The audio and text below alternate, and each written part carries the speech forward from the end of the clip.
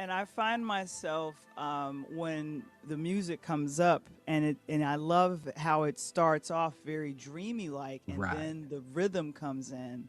And so I was just thinking, what was he thinking about when he's like, okay, I'm gonna be, kind of, smooth, and then I'm gonna come with this da da da da bop, Mhm. da da da da bop, and I was like, oh my gosh, I'm getting hype, and then you hear Wow. more things, instruments coming in, and you're like, okay, then we have I feel like the solo is the keys The synth. when Yeah, yeah, everything is synth. Yeah, yeah, yeah. yeah. So Well, I. I'm a musician first. Like Mhm. that's so I start off.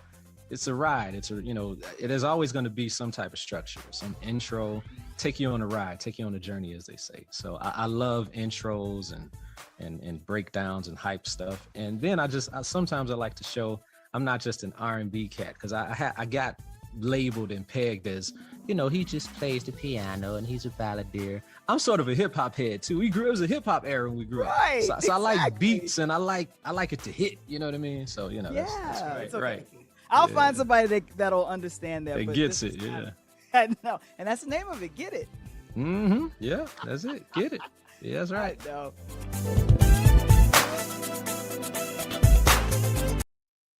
That's a flashback from, I want to say, now going back almost 5 years. Welcome to another edition of Interludes Extra Presents Talk on Tuesdays. I'm your host, Val the Voice Johnson. And the music that is produced is done by my cousin. His name is Kendall Nesbitt. And that was just kind of a flashback of him giving a breakdown of how he put it together. And because I started this show of the Interludes podcast in June, I have been attached to the whole theme of Black Music Month for a long time. And so I'm just really excited to just get going and letting you guys know what's been up. And of course, today I'm just taking a look at Black Music Month. Now, last week we did house music. Well, this week we're doing R&B. Good gracious. R&B is so large. I am definitely going to forget some people. People are going to be like, well, what about this crooner? What about that crooner? What about this person that sings like that? Can I remember everybody? Probably not, but it's okay. And I'm going to do what I can to keep you guys going because R&B is one of my favorite genres of music. So with that, I say let's get going right about now.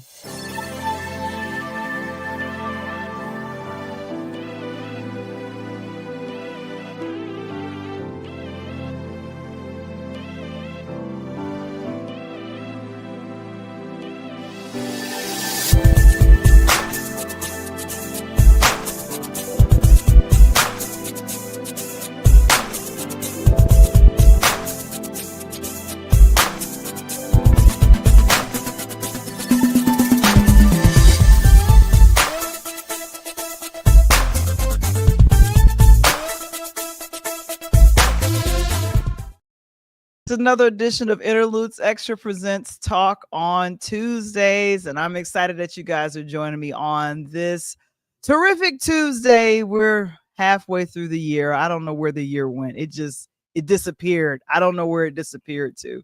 But I'm excited. And of course, I could say that you could go order the ebook. But you know what? It's always good to stop sharing and letting you guys know that no, guys, you guys can order the book, which means I'll be signing this bad boy. That's right. This is a full book. And I'm grateful. I'm grateful to number one, my writing mentor. This is Monique Lisa Johnson, who helped me write this book now going on 2 years ago. It was released last year, almost 1 year ago for the ebook. And I want to thank everyone who purchased I want to call it the original, what am I trying to say? The ebook, but now you have the real book. So go ahead and visit the store at purelighthouse.media.com and /store. And you could see all of these wonderful things.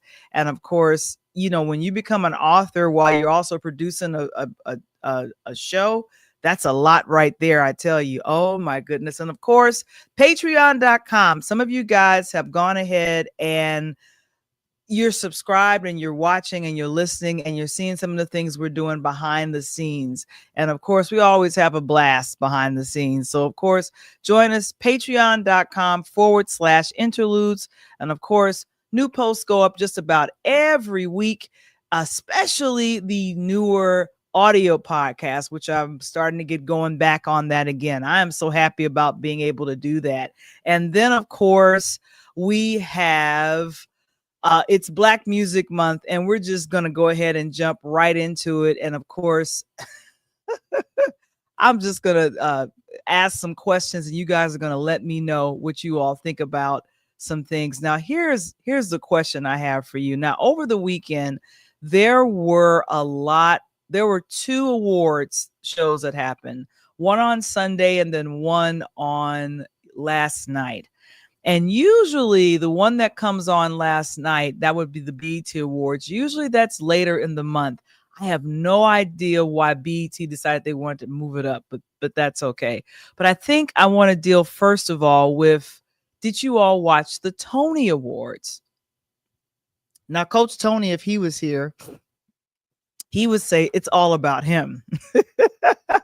And of course, we want to thank you guys for following Coach. He wants to personally thank you guys for following him on Instagram. So if you guys are watching this on his Instagram, he's there. You guys can scan that QR code and go ahead and join his team. And like I said, we usually post over there as well. Well, what happens with the Pull Up Podcast show, but I'm excited that you guys are doing your thing and we're doing our thing as well. So did you get a chance to watch the Tony Awards? Did anyone watch that?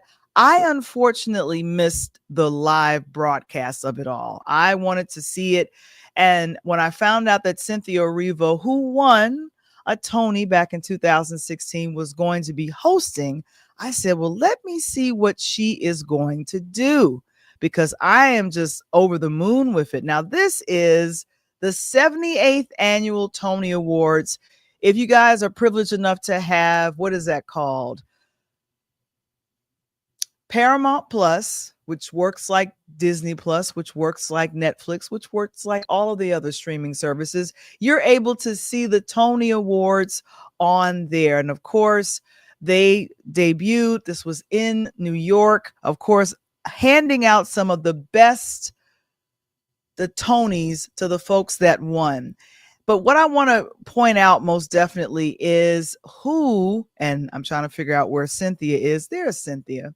Cynthia Erivo was phenomenal in opening and closing the show. They gave her the hosting duties, and she decides she wants to get things started in a gospel mode, where I saw singers come up being directed by a director, and they got their on, this is the reason why we sing, and we welcome you to the Tonys. I was like, go ahead, Miss Cynthia, get your sing on. Now, let me just be honest. I've been a huge fan of Cynthia Erivo for a long minute. That's Audrey McDonald, who was nominated for a couple of things for the Tonys this year, and she just had a good laugh because in the song, I think probably Cynthia wrote, she mentions Audrey, and Audrey is just kind of the queen and the belle of the Tonys. I think she has won about 6 Tonys for acting. So I'm just telling you, the choir came down the aisle and then they came on stage and joined Cynthia. This is floating around under the Tony Awards with CBS networks. Just go check it out. If you don't have Paramount Plus, please check out Cynthia Erivo's open as well as close. She used the song from that made popular by Dreamgirls. And I'm telling you, I'm not going. But then she switched the words around and said that you are at the Tonys and you won a Tony. And I said, how did she rhyme that up like that? So Wicked, which was wonderful, that came out Universal Pictures last year. The sequel is coming out this year. I already saw the trailer for that. just brilliantly brilliant. I was just over the moon excited about what she did. And of course, there's a choir surrounding her, and she says, "Welcome to the Tonys," and she's singing, and it's a big production. So but it just sounded very gospel to me. So I was loving every part of it. Now, of course, I don't know how many people are fans of, I want to call it Hamilton. Hamilton was produced back in 2014, 2015. And so what happened on the Tony stage on Sunday was a reunion. Lin-Manuel was there along with all the other players, major players with the Tony Awards, with the Hamilton soundtrack. I literally just listened to the Hamlet sound, the Hamlet. Oh gosh, why am I tripping over my words? The Hampton soundtrack over the weekend with a good friend of mine. We were listening to that on the way back. Thanks a lot, Princess. She reminded me how much I did not want to miss my shot in listening to the soundtrack. So I believe it's coming back to Broadway. It is coming back to Broadway. And Audria DeBose, she was a part of the ensemble. And she just stayed a part of the ensemble, but she has won an Oscar for her acting in the revival of West Side Story. So she was there on stage in her ensemble role. The camera kind of zoomed in on her, and I'm like, is that Audrey? Is that her? I'm just telling you, you guys, this was such a fun show. And I'm hoping to go back and check out the full show, but based on what I checked out, this was fun. I am looking forward to the reunion of Hamilton on stage. Those the sisters, there they are doing their singing. I mean, I really had fun checking those guys out. So of course, if you're a fan of Hamilton, this was something to definitely make sure that you got a chance to go ahead and view. Now, check this out here. Now, I was really happy to hear about, now I wanted to get the pictures for it, but I didn't get it. The Tonys, they gave out about 26 awards in 26 different categories, competitive categories, according to Vanity Fair. And one best play went to Purpose. And that was written by Brandon Jacob Jenkins. And then also best performance by a featured actress in a play went to Carey Young. I was looking for those photos. I couldn't grab them fast enough. And do you know it premiered here in Chicago at the Stephenwood Theater in 2023-24? So right now it's currently the 2025 Pulitzer Prize for Best Drama. And on Broadway, I am excited to announce that play Purpose is going to be there until August 31st. So if you're in New York, all of my people that are there in New York, if you want to check out Purpose, please do so. And of course, why am I so concerned or happy about Purpose? Well, it was a directorial debut of Felicia Rashad. And of course, you guys know her better as Claire Huxtable. We'll just say that, Claire Huxtable. And I see Mr. Springer is in the building. Thank you so very much for being here, Mr. Springer. Yes, I'm holding it down because I believe Coach is actually coaching right now. And a wonderful Queen Bella got a chance to see it, and she said the Tony Awards was a great show. It was great production, great everything. I was watching things in clips, and I'm so grateful now. If you missed the direct broadcast of an award show, all you have to do is go to the YouTube channel or go to your streaming service that carries it and watch it there. Now, I watched it in parts with YouTube commercials. I was okay with that. I was definitely okay with that. And you know what? I want to make sure that I get the picture up because I was looking for the Purpose cast. And what I'll do is I'll show you a picture of Brandon Jacob Jenkins. And he's the one that won for Best Play. This was really, really cool. Let me go ahead and bring this up. And he has been writing for a good long while. And so congratulations to the entire cast, Felicia Rashad for directing, and then also Carey Young for winning a Best Actress featured in a play. There were some other major winners from the Tonys. And of course, because I try to keep my ear to the ground when it comes to the Tonys, and I know it always shows up, during June. But here's the thing, because I used to actively go and watch things on Broadway because I lived there in New York, it was okay, well, what's fun? What's playing? What is something that I would be interested in? What is something, that's going to make me, worth seeing some of the great plays and some of the great writing. And see, here's the thing, the playwright is king. Playwright is queen. You get some good dialogue, good blocking, good words, and you have yourself a great play. And so I am just excited to go ahead and go ahead and share that with you guys. So let me go ahead and stop sharing that. But yeah, man, I had a blast. Now look, we're gonna be covering R&B tonight. Seriously covering R&B. And I wanted to just kind of find out from the audience who's some of your favorite groups. Think about it. If you had a favorite group, who would be some of your favorite R&B groups? Now let me specify. We're staying in the rhythm and blues section of the record store. The rhythm and blues section of the record store. That's where we're staying at. Well, I will share this. I did a little bit of research and found out that if you do, I want to call it a purview of the top selling or the most popular, well, we didn't call them boy bands, but male singers, male groups, especially in R&B, the Temptations is usually at the top of the list. Now, of course, they started recording in the late 50s, early 60s. They were on Motown. And of course, just kind of uniting a country and literally just talking about those things. Now, of course, Kevin Springer just mentioned that he loves the Four Tops. Same deal. I think they were with Motown as well, and definitely did. They were always dressed very classy.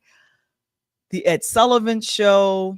I think there was the Tonight Show back in the 60s. Keep in mind, I wasn't around. Were you around? I'm not sure. Were you born? I don't know. But yes, the Temptations was one of the groups that was considered, I'm talking the best of the best. And of course, I needed to come to my era, the time that I was crazy about a boy band. Well, here's one of my other favorites, and that's New Edition. Now let me show you all something. Now there they are. Recently they just finished up their Las Vegas performance tour. They didn't tour anywhere. They just stayed in Las Vegas and performed. But here's the thing. I have something that a lot of people don't have, especially if you are someone that likes records. Yes, you are looking at this correctly. Do not adjust your television, or do not adjust your YouTube. This is the New Edition. This is the record that came out in 1988, and I bought it. Is the record still in here? Yes, it is. Yes, it is. And this is when we had lyric sheets and additional photos. And oh my goodness, Tony would be so proud. The original record. I was a huge fan of New Edition, and I followed their career. I thought when they first came out that they were the Jacksons. I thought they were the Jackson 5. I thought they were the New Edition of the Jacksons. And so I unfortunately could not, Candy Girl sounded like Michael Jackson as a little kid, but I was thinking, no, Michael Jackson is grown. He's doing Billie Jean. Who are these kids? Based out of Boston. And of course, Johnny Gill joining them when they did their turn in doing Any Heartbreak. And to me, this is still one of my favorite all-around albums to listen to in its entirety because of all of the production work that was done by Jimmy Jam and Terry Lewis. I love this album. I bought it on CD, and I also bought it on cassette tape. I bought it on wax because, at the time I called myself trying to, doing my DJ thing. But yes, if we talk about groups, we talk about folks. That's Kevin said. That's right. New Edition at the time was dope. And of course, New Edition spun off a couple of groups.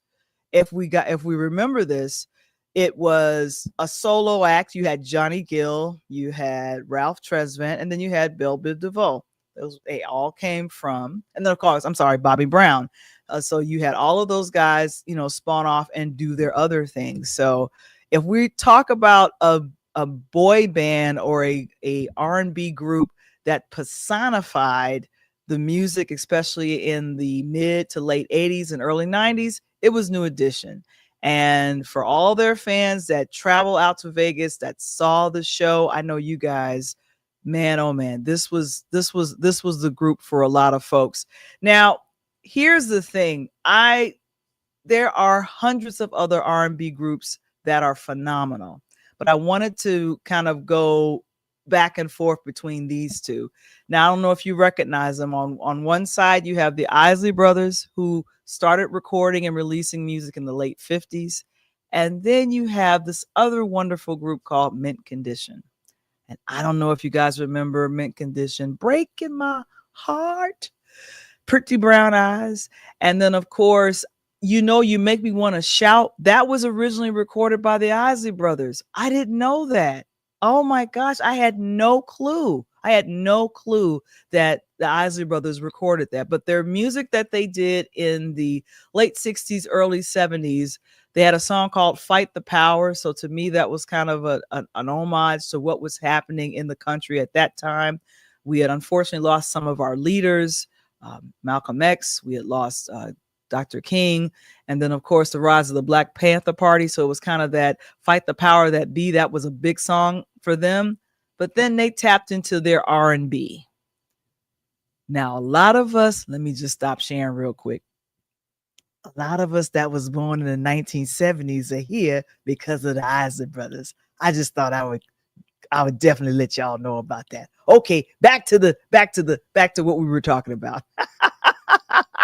So can you name your favorite song by either one of these artists from either the Isley Brothers or Mint Condition? Now, of course, instantly I could type this in, Pretty Brown Eyes. I was in college when that came out. That was one of my favorites from Mint Condition. And of course, Stokely. Oh my goodness. I saw them perform. It was a club called BB King's in New York. They did such a phenomenal job performing and doing their thing. The Isley Brothers I haven't seen live, but there are some viral videos going around showing Uncle Ron, and he is sitting down and performing, but not sounding real great. He's sounding okay, but not too great.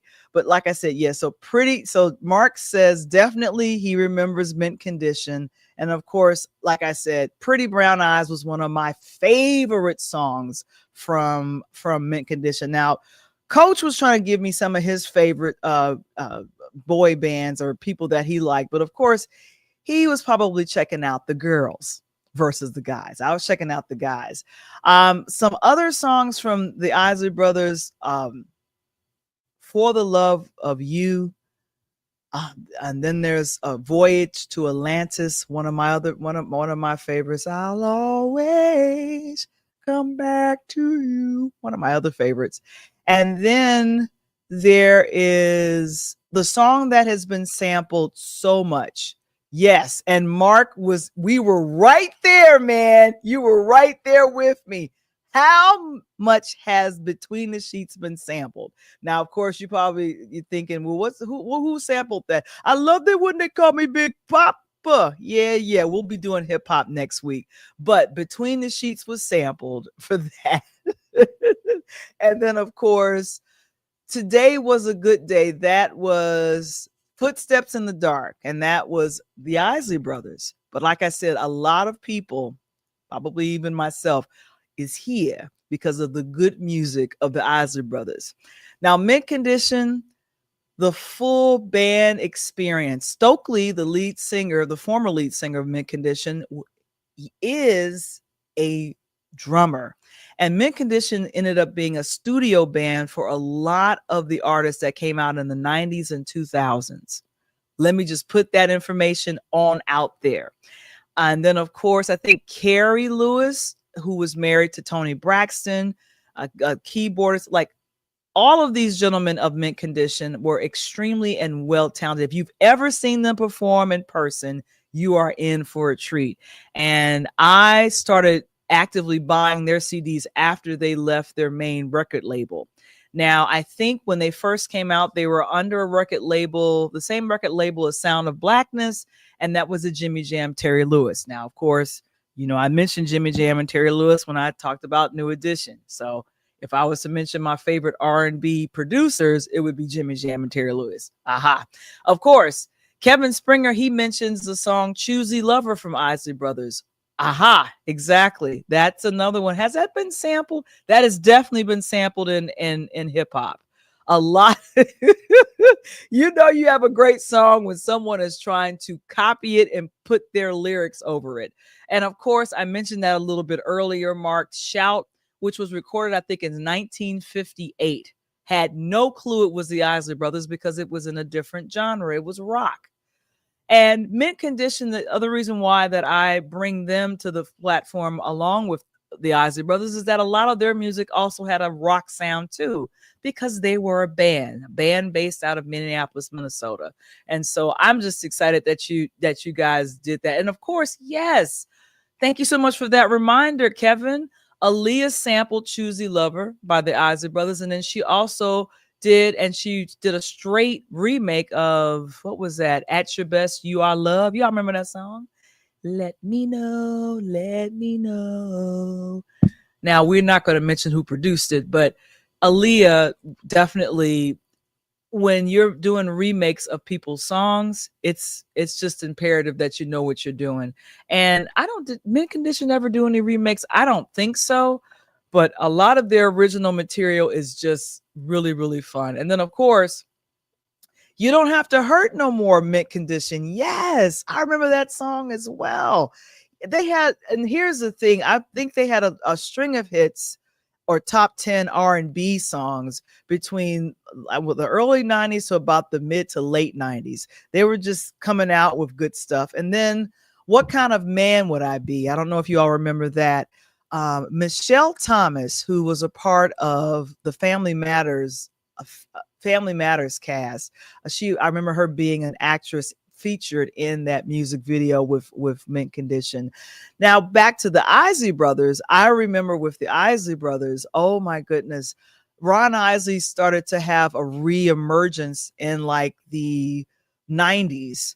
He married Angela Winbush. They were married for a little bit, and she was producing some of his music. And then he connected with R. Kelly, and R. Kelly gave him a whole, character, calling him Mr. Biggs. So they recorded and did some things. And as much as we have issues with R. Kelly and what he's done and everything that he's accused of or what he's now serving time for, when it came to connecting and kind of pushing people out there, he really kind of gave a revise to Ron. And then he's actively now touring, as it's only two of them now, Ernie and Ron, the Isley Brothers, because I think unfortunately there's been a few of them that have unfortunately passed on. That's right. What Kind of Man Would I Be? Such a powerful and wonderful song. Let me get to the girls. I think if I think about this, oh, I'm so sorry. There was supposed to be another producer there, but probably Jimmy Jam and Terry Lewis. But when I think about some of the best musicians who have either produced for other folks or have recorded their own music, I think about Teddy Riley and I think about Stevie Wonder. Now, of course, Teddy Riley created a whole new subgenre of R&B called New Jack Swing. Of course, you guys remember that. Of course, you all remember New Jack Swing. But of course, for my youngins, that was that music that came out early 90s to about the mid 90s. And what was that? Rump Shaker, things that he recorded under Guy. What was the other one that I loved by him? And then also Blackstreet. I Like the Way You Work It, No Diggity, using Grandma's Hand, sampling that from Bill Withers. Like this was a producer that was able to kind of bring the old with the new. And I recently found out, unfortunately, with the passing of Roberta Flack, that Stevie Wonder did a lot of writing for her, Shaka Khan, Michael Jackson. He worked with Quincy Jones, Patty Austin, James Ingram. The list goes on and on of all of the folks that Stevie Wonder gave music to or produced or did stuff for. And it was good. We'll get to Stevie in a little bit as we talk a little bit about the, what do you call that? The BET Awards, because I definitely want to get to that. I want to get to the girl groups who I love, and then of course our new R&B folks that have been recently recording within the last 10 to 15 years. And let me make sure that I go ahead and do this. I wanted to make sure that I as I talk about the BET Awards, and let me bring this up. And I'm looking for it right here. So, right. Did anyone watch the BET Awards? A lot of people don't watch the BET Awards at all. They think, oh my gosh, it's going to not be good. It's going to be horrible. But here's the thing. They're celebrating 25 years of the BET Awards. And then they decided they wanted to also celebrate one of their shows that had been around for a bit. You guys, do you all remember watching 106 in Park? Do you all remember that show? I was a fan of the show. I know the demographic was probably 10 years younger than me at the time, but they did a great job of focusing on music that came out in the 2000s. And there's one of the hosts of it, Free. And a lot of the hosts were there, except for it was blaringly clear, former host of 106 in Park, we didn't see AJ. We were looking for AJ, but we didn't. So they set up the stage like they did for 106 in Park, and they kept introducing folks to come and perform. And so Anne Marie, One Thing, that was such a hot song back in 2004, 2005 when it came out. It had a go-go beat to it. And then a lot of recent chatter about why she decided to step away from music, but she still got it. I saw Anne Marie, and she performed and did One Thing, and that's the only song she did.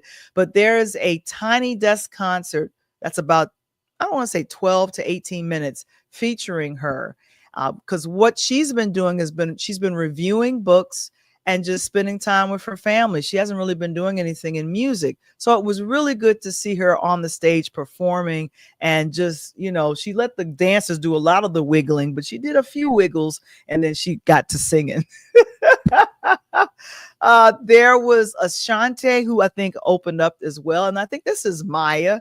She performed as well. And I think about all of these, I want to call it R&B singers that came out around this time, and they had like one or two, maybe about 5 hits, and then they went quietly away. And I'm like, well, what happened? Why did they go quietly away? T.I. performed. What you know about that? I know all about that. If you saw the audience last night, they lost their minds when this came out, and they had the camera kind of centered on Tyler Perry, and he was, I guess, trying to be all bad. And I was like, okay, this is definitely a Dirty South situation. So T.I. rocked the crowd, electrified the crowd with performing that. And I was just thinking that's hilarious. And of course, I mentioned that I love a New Edition, but of course, that generation's, and I want to call it the millennials' New Edition, was B2K. So they got up and performed and did their favorites, the favorite song, Bump, Bump, Bump. But these songs were popular and charted on 106 in Park. So that's the reason why a lot of those artists were invited to come and perform. Now, they said they should have had Sierra perform, because she topped and did a lot of stuff. That's Bow Wow. You can't call him little anymore. He's grown. A lot of the folks who were much younger, or in their teens or early 20s, they're now getting close to 40 or looking at it. So they came out and did their thing. I think Jermaine Dupri joined him on stage, and they did their thing. But like I said, it was good to see the 106 in Park thing come together and have all of these great performances. Now, they gave out icon awards. This is something I'm not familiar with. I don't know if you guys are familiar with the icon awards, but I was thinking, I'm like, okay, well, how do you define an icon? And of course, according to BET.com, they said the icon award means that a person that has been contributing to music and who has made a difference in the culture. And so I said, okay, well, who are you guys giving it to? So they gave it to Snoop. Now, I was thinking to myself, I thought people fell out with Snoop. And remember, we covered that he did a gospel album, and he actually performed his medley of songs, and Dr. Dre presented him with an icon award. And I was just thinking, I was like, so I guess we're over it for him performing at the inauguration and doing some other things that we didn't like as a culture. But forgive and forget, and I guess we just let it sweep under the table. But here's the thing: he was in blue. I think his wife was with him, and he accepted his icon award. And I was just thinking, all right, well, I guess all is forgiven. Nobody dared boo. They were in Los Angeles, so you don't boo. You definitely don't do that. But I think the night, and I'll mention this as well. The other three people that got icon awards, and I'm going to bring this up real quick right now, was Mariah Carey and Kurt Franklin. Now, I would agree with these choices. Mariah Carey has, I don't know how, in her catalog, how many songs does she have in her catalog?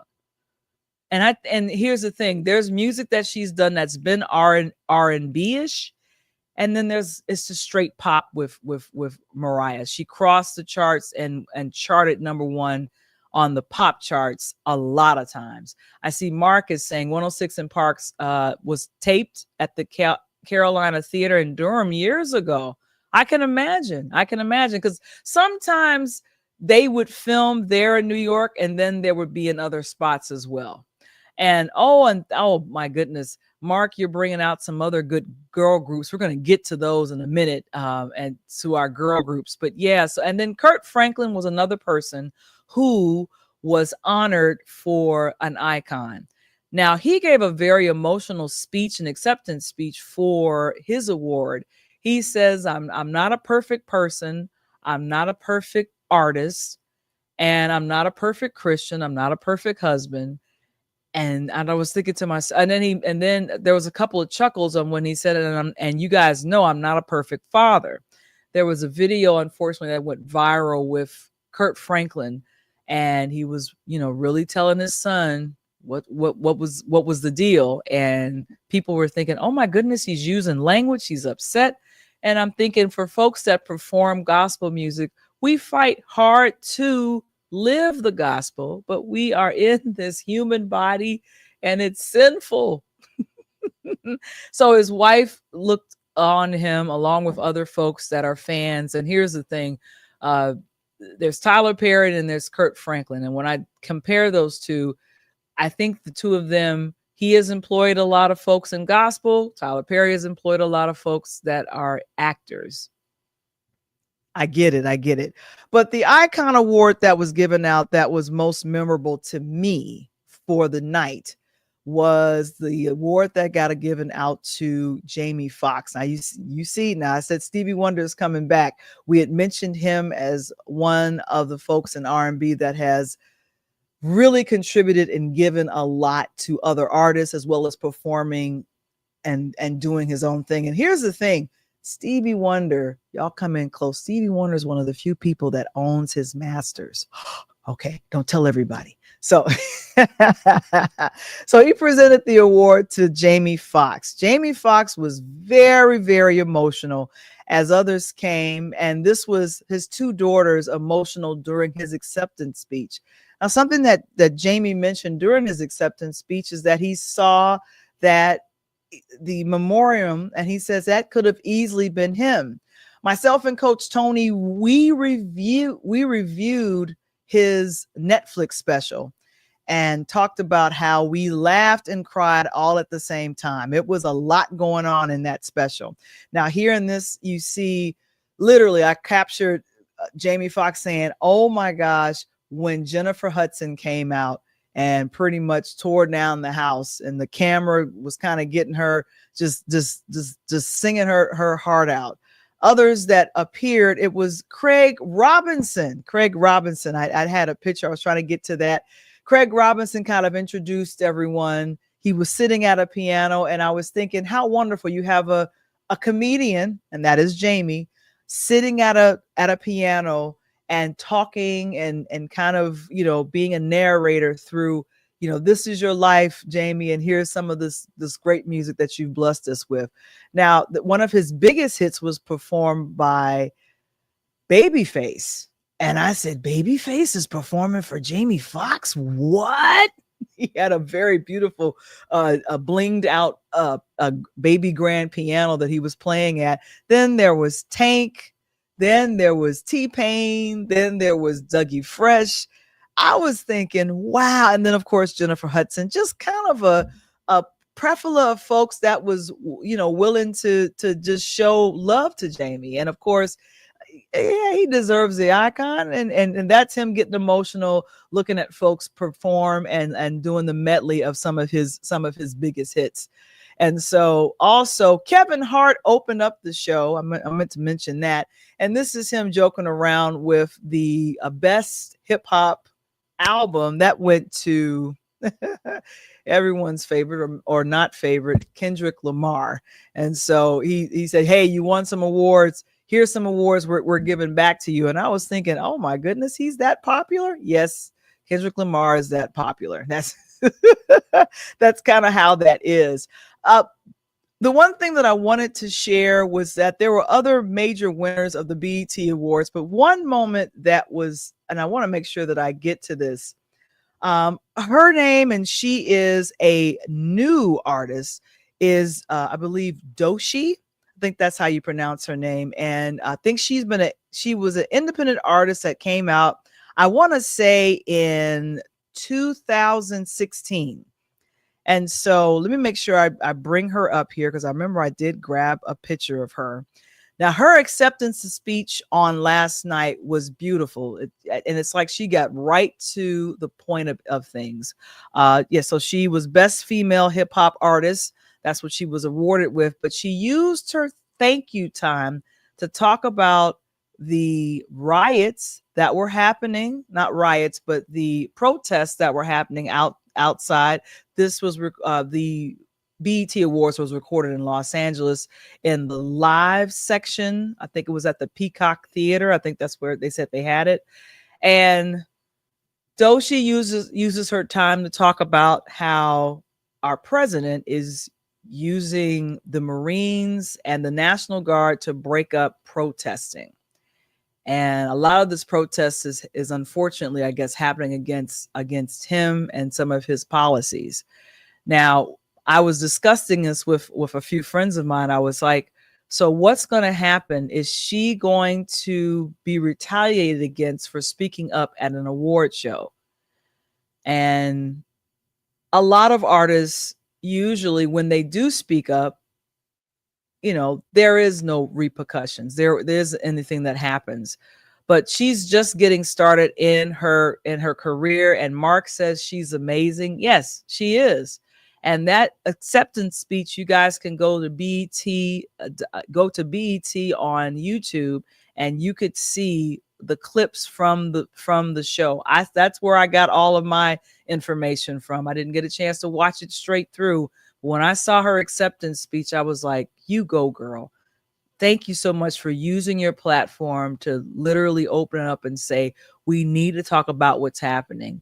And I want to give a voice to the voiceless. And she mentioned a lot of different genres of people that don't have a voice. And so when I saw her perform, I think earlier this year at the Grammys, I said, oh, this is a young lady that I'm definitely going to pay attention to. And here's the thing, when you are grinding as long as some of these artists and they don't get well known until like 7 or 10 years later, like her, it happens. And you just have to you go ahead and put that out there. And so, yeah, I'm glad she used her thank you moments to say something about it all. Oh my goodness. But The BET Awards is available on streaming like the Tony Awards on Paramount Plus. And if you guys want to check it out, you can. And because I only did a brushing of what happened, there was so much that happened. I want to make sure that I'll swing back to the awards in a second. I want to make sure that I talk about some of the women that are in R&B. We'll just do that. I covered the men. I talked about some of our R&B cooners that are male. Kind of the groups. We probably have to do a part 2 because R&B is just so vast. So there's Chloe and Halle. So this is the new school for me. Jasmine Sullivan and her. Now between all of these young ladies, they have probably anywhere between 10 to 20 hits between, and maybe a little bit more. Her got into acting not too long ago, and also I believe Jasmine Sullivan has won some BET awards, as well as I think she's also won a Grammy. You guys remember Halle Bailey? She was in one of the Disney productions of The Little Mermaid. And like I said, I think her sister Chloe is now singing solo. But I just want to say something. There's a lot of people that are not doing, I want to call it group singing. Like, that's not happening. Group singing is not happening anymore. People are solo artists. So, but some of the women artists that I like, and this is, like I said, I can't cover everybody. I wish I could. I could just name them and grab them out of the hat. One of my favorite 2 artists when I was in college was En Vogue and TLC. Now, TLC, a lot of people would consider their music pop, but to me, all of the R&B stations played them when they first came out. I Ain't Too Proud to Beg, Baby, Baby, Baby, Crazy, Sexy, Cool. You know, all of their songs, and then their remake, If I Was Your Girlfriend from Prince. Oh, love that. En Vogue, of course. I did not know they had recently interviewed one of the members of En Vogue, and they said that when they did the intro to Hold On, which was it was them singing a Jackson 5 classic. What was that? When I Had You. When they sang that was supposed to be taken off. And one of the folks that had that song released to the radio station, they left it on and it just became a part of it. So if you guys remember the music video for that, they start with that. And very tragically, we lost Left Eye in 2002. And I know that there have been other alliterations of TLC, but I definitely know T-Boz and Chili.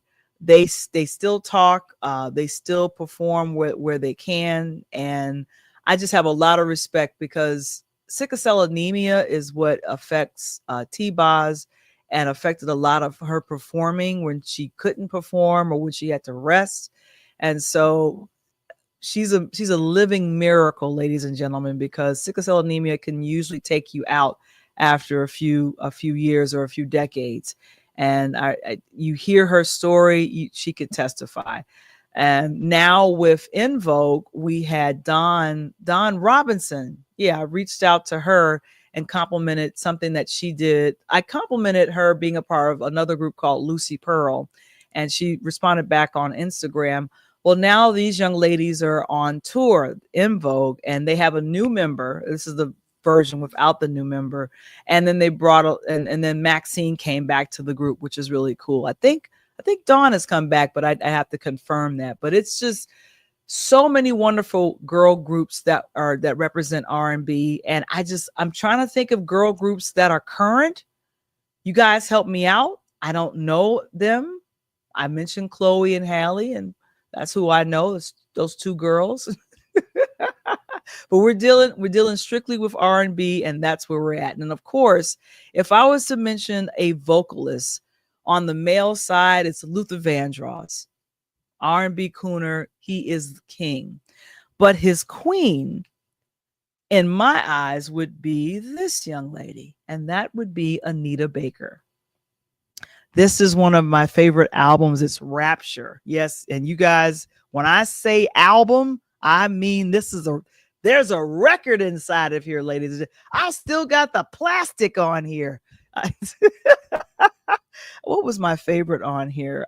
Same Old Love, No One in the World, Caught Up in the Rapture. I just, R&B, adult contemporary. This was the queen for me. This was the queen. So I loved how she sang, what she sang about. It was all about, and to me, R&B always, it's a good thing. It highlights love. If nothing else, it highlights love. And if you're not trying to highlight love, then why are you around? Oh my goodness. It is really hilarious. But I have to say, guys, for R&B guys, I want to make sure that I talk about this. We talked about this last week. And I'll go ahead and close out with this. The number one movie streaming right now on Netflix is what me and Coach Tony preview, which is Straw. Did you guys see this movie over the weekend? Did you guys see it? I got a chance to watch it I watched it with a good friend of mine over the weekend, and I have to say, powerful.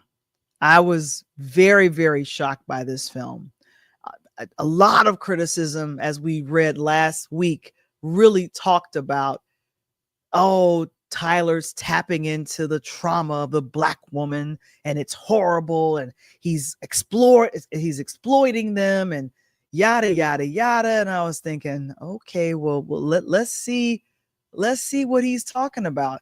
Now, Kevin mentions in the chat, he says, I saw Straw. I agree with you, Val. It was powerful. Love the twist. And here, I got this from Tyler Perry's Facebook post, where he highlights the three women: Taraji P. Henson, who plays Janiyah, one of the main characters. I just want to do what's right to fight for my baby. Then you have Tiana Taylor as Detective. Why can't I see that? Detective Raymond. This is not your average bank robber. And then, of course, Sherry Shepherd, I am here with you. Sherry Shepherd steals so many scenes, and to hear the compliments between both actresses is phenomenal. So I usually don't go this hard in recommending a film, because Tyler has disappointed me in some way, some shape, form, or another. But this is one of those films where it doesn't disappoint. And I was trying not to cry. Oh my gosh, I was trying not to cry, because the real the real twist is the real reason why it's sad, or you feel something. And I won't even mention, if I mention the word, you'll be like, well, what do you mean by that? You have to see the film. You'll have to see the film. At the BET Awards, Tyler was there, and this was, I think that last week, Tiana, Sherry, and Taraji, they went ahead and did this. Very astutely, Tyler at the awards said, I've made more Black millionaires than any studio in this city combined, because I'm leaving footprints. All right, Tyler. A lot of the actors, especially the ones that have been acting for a while, have always complimented Tyler for what he has done for them, which is absolutely phenomenal. And this is him, kind of giving that compliment and letting people know, I know you all are probably criticizing me, but I employ people, ladies and gentlemen. Don't jump on my case. Oh my gosh. Well, our R&B look, we probably have to do a part 2, because there are too many artists that I'm leaving out of this conversation. I don't like doing that. I don't like doing that. So I have to make sure that I definitely include it in our next, in like a part 2 of R&B. And I did groups, I did men groups, I did women groups, I did solo artists. If I think about Anthony Hamilton, Maxwell, if I think about other singing artists, now would I consider Jody Watley R&B? She started off with an R&B group, Shalimar. There's so many folks to think about and to include into this conversation. And then, of course, the new artists that are out. I am checking for you. Someone has to recommend me to you. I'll just put it out there. Someone has to recommend me to you. That's how that works. And that's how it's always going to work. Oh my goodness, you guys. Thank you so very much for joining me on this episode of Interlude Extra Presents Talk on Tuesday. Coach will be back on next week. But of course, we want to make sure that we let you know who he's going to have on next week. It was supposed to be this week, but Coach is coaching. That's what he does. He's a he's a coach. That's how it works.